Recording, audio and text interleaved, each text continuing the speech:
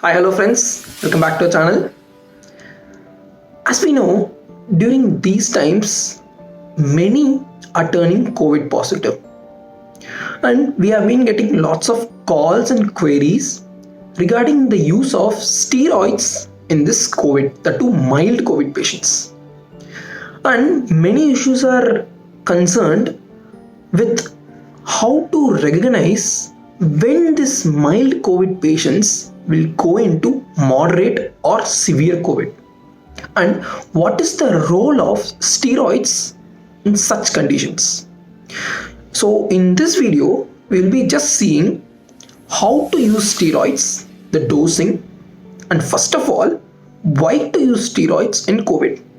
As you know, if immune system is weakened, people say you are more prone for COVID, but still we are giving this drug steroid, which is an immunosuppressant. So why are we giving? And also when to give the steroid is most important, because we can block the conversion of mild COVID patients going into moderate or severe patients if you give the steroid at the right time. Okay, in this regard, as a medico, your help becomes most needed. Let's learn this method in an animation video So today. yes, the first question, why steroid should be used in COVID? So yes, this is the COVID virus and this is the lungs in which I have zoomed in the alveolar epithelial cells. In alveolar epithelial cells, there is a receptor called the ACE2 receptor which acts as a lock. The key is the S protein present in the COVID virus. This get attracted to the ACE2 receptor, gain entry, and its RNA unfolds. RNA polymerase starts producing lots of proteins, S protein, M, N, all the proteins, and the virus assembles. New progenies are starting to form. And what happens? The new progenies, what they do is they start to attack the alveoli as well as the endothelial cells in the lungs. So what happens? Apoptosis of alveolar epithelial cells happen and endothelial injury happens. Endothelial injury, according to Virchow's triad, it is a source for thrombosis as well as epithelial cells are damaged, resulting in pneumonia. This happens in the first 7 days of a COVID infection. Next is, what does our immune system does? Is first the antigen presenting cells presents the S protein and the other proteins to the T helper cells. T helper cells TH2 will be activated, which will stimulate B cells into functionally active plasma cells, which starts producing lots of antibodies against this S proteins. So humoral immunity is activated in this manner.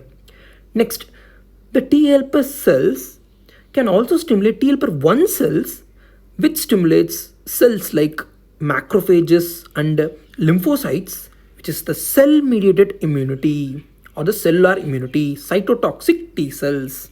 Okay, so thus this clears the virus by contact killing. Next, also its T helper cell stimulates memory cells. This is important to prevent reinfection from happening. So thus our cellular as well as humoral arms of immunity are stimulated and starts to clear the virus. In some people, during the second week of COVID infection, what happens is their immune system find really difficult to clear the virus. Their immune system become confused. So they start becoming agitated. They start stimulating the both arms of immunity in an uncontrolled manner. This is dysregulation of all arms of immunity. First, the humoral arm is hyperstimulated, leading to excess production of antibodies, which means inflammatory state is exaggerated. Next, cellular arm is exaggerated, pouring of lots of leukocytes at the site of injury, lung. Cytokines are excessively poured off from these leukocytes, interleukin 1, 6, TNF alpha.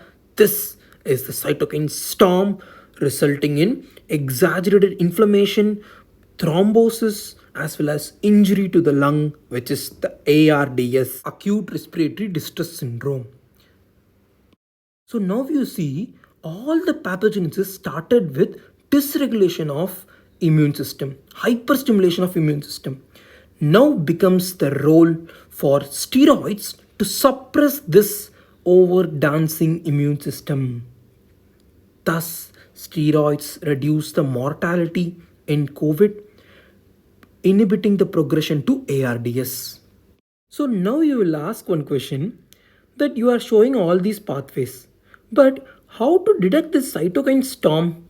How to detect how when it is progressing into ARDS? There comes the importance of blood tests. See, we know hyperinflammation is going on, and this inflammation will always stimulate the liver to produce some proteins, which are the acute phase reactants. They are nothing but CRP, C-reactive protein, and ferritin, and fibrinogen. And since inflammation is going on, these leukocytes die at the site of inflammation and their enzymes become leaked into circulation. One of the enzyme is LDH, lactate dehydrogenase. Next, as we know, it produces lots of cytokines.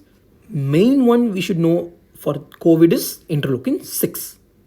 CRP is always the best marker among all these, and its T half is only 1 day.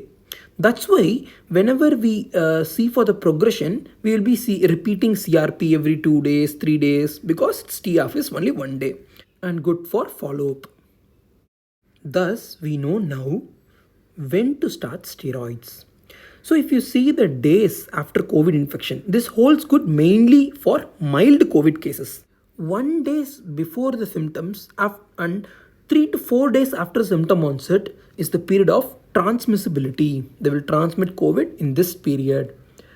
Next, the second week is the most crucial period where one should be eyeing upon, because maximum risk of ARDS are this phase.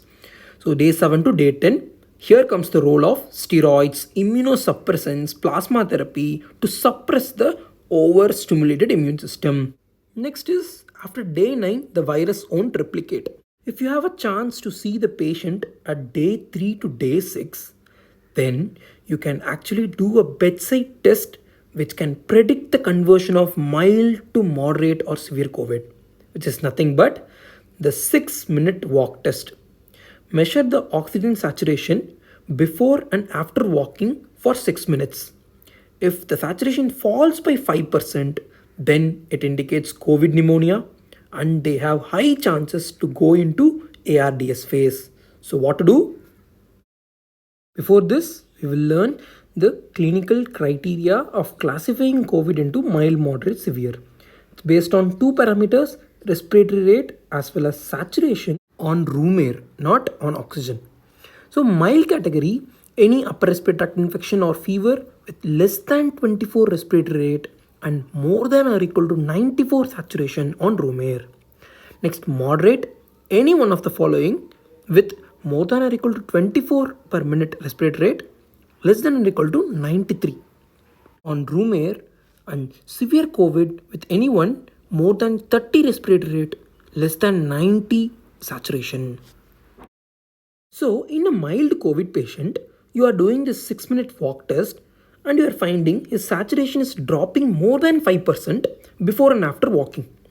Then markers of inflammation are also raised, CRP, ferritin, interleukin 6, LDH. That means he has high chances of going into ARDS. So there you start steroids. Starting steroids, Dexa or methylprednisolone. Dosing we'll be seeing later. Follow up with CRP levels. If it is elevated, increasing trend, you should increase the steroids. If it is in decreasing trend, taper it and stop it.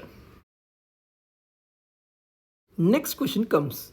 What if only the markers of inflammation is elevated and 6-minute walk test showed no change and there is no need for oxygen in the patient?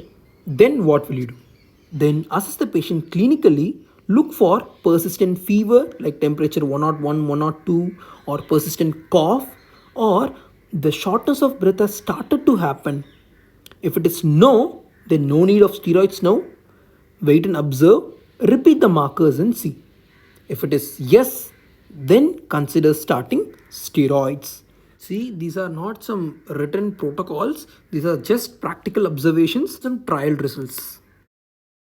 Next, we'll see how to give steroids, the dosings, T halves, and how is the dosage commonly prescribed. Okay, yeah. First is the long acting steroid, which is nothing but the dexamethasone. Long acting T half is 36 to 72 hours, 3 days tak. Dosage is 0.1 to 0.2 mg per kg per day in mild and moderate COVID, and 0.2 to 0.4 mg per kg per day in severe COVID.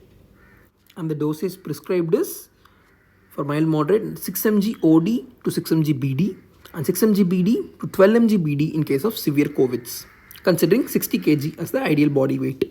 Next is intermediate acting, which is the methylprednisolone as well as prednisone. The T halves, if you see for these drugs, it is 12 hours to 36 hours, which means you should give BD dosing to cover 24 hours. 0.5 to 1 mg per kg per day for mild as well as moderate COVID, and 1 to 2 mg per kg per day for severe COVID. So dosage, if you see, it's like 16 mg BD or 32 mg BD, and severe 32 mg BD or 64 mg BD. This is completely for only methylprednisolone. If you see, there are steroid equivalents like 6 mg dexa will be equal to 32 mg methylprednisolone, which will be equal to 40 mg prednisone, which will be equal to 150 mg hydrocortisone. This is steroid equivalence. Next is short acting hydrocortisone. TF is 8 to 12 hours, 8 hours. So TDS dosing should be given like 150 mg per day to 300 mg per day, like 100 mg TDS, like that we can give, but it's not at all preferred in case of COVID, as it has mineralocorticoid action leading to fluid retention that might aggravate ARDS. That's it, friends. Hope now you have a clear idea of usage of steroids in COVID. You might be getting multiple calls for your relatives, for your patients regarding the use of these drugs. Okay, so it's better to know clear-cut knowledge before using these drugs. And at the same time, you should know one more thing. These are not any clear-cut rules or algorithms. Okay, these are just based on some thesis results and our observations, practical knowledge put into it. Okay, so hope you know the limitations of this too. If you have any doubts regarding COVID or its management, you're always welcome. You can feel free to contact us in our WhatsApp as well as Telegram groups. And if you already knew all these concepts, it's well and good. If you didn't know, it's best that you learn today so that you apply it to a number of relatives and patients, as well as share it to some amount of medicos and friends you know, so that they also are equipped with well knowledge. Okay, so it's time to fight together to end this pandemic. Thank you.